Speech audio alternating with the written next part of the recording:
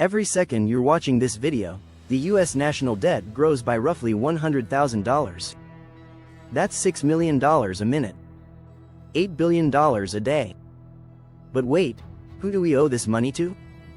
And what happens if we can't pay it back? This is not just about numbers. This is about you. Welcome to our deep dive on the national debt, what it is, why it matters, and how it quietly shapes your life, your taxes, your job prospects, and even global politics. By the end of this video, you'll understand the debt better than most politicians. Stick around. At its core, the national debt is the total amount of money the US federal government owes to creditors. Think of it like a giant credit card bill that never gets paid off, only refinanced. Every year, the government spends money on things like the military, healthcare, infrastructure, and social programs. If spending exceeds tax revenue, the government borrows money to cover the gap. That annual shortfall is called the budget deficit. Over time, deficits pile up into the national debt. Here's a myth buster. Most of the national debt is actually owed to ourselves.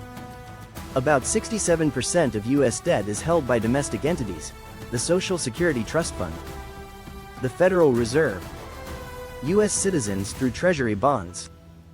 The rest, roughly 33%, is held by foreign governments and investors. Leading holders are Japan, China, and the United Kingdom. But remember, foreign countries buy US debt because they see it as a safe, reliable investment, not as a favor. Okay, but why should you care? Here's how the national debt touches your life. Higher debt means higher interest payments. In 2024, the US paid $879 billion just in interest. That's money not spent on healthcare, schools, or infrastructure. As the government borrows more, it can crowd out private investment, making loans more expensive for businesses and individuals. Large debts can influence inflation and interest rate decisions by the Federal Reserve. Eventually, to service the debt, taxes may rise or spending may be cut. In short, even if you're not checking the debt clock, the debt is quietly shaping your financial world.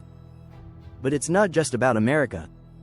Because the US dollar is the world's reserve currency, US debt affects the global economy. Global investors trust US Treasury bonds as safe assets. Foreign exchange rates shift based on US fiscal health. Emerging markets can suffer if US debt triggers higher global interest rates.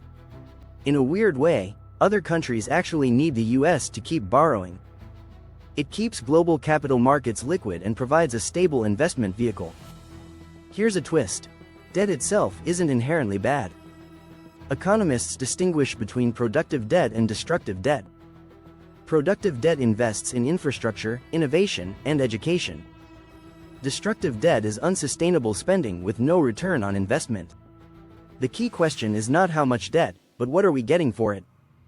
If economic growth outpaces debt growth, the burden shrinks over time.